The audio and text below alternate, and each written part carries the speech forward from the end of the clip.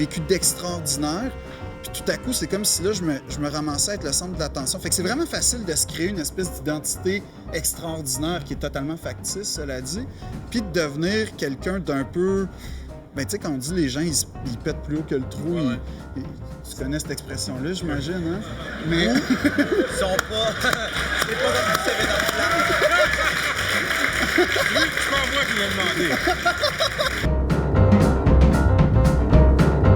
Les politiciens ont évolué Oui. depuis quelques années. Ils sont formatés, ils sont préparés par des attachés de presse. Peu importe la question que je peux leur poser, la réponse, la première ou la deuxième réponse, est déjà établi. OK? Puis là, j'ai beau répéter, changer l'angle, recommencer, puis c'est toujours la même cassette. Et ce qui me dépasse, c'est que ces gens-là pensent que l'auditeur, l'auditrice dans sa voiture, à la maison, retient son message. Il faut vraiment être cave pour penser ça.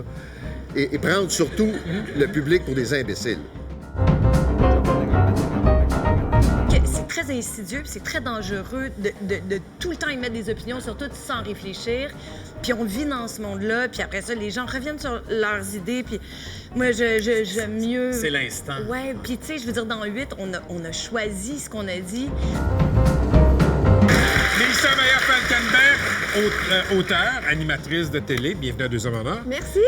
Tu as sorti tout récemment un livre illustré qui s'appelle Montréal toujours, tour de ville en 30 lieux légendaires pour le 375e de notre belle ville.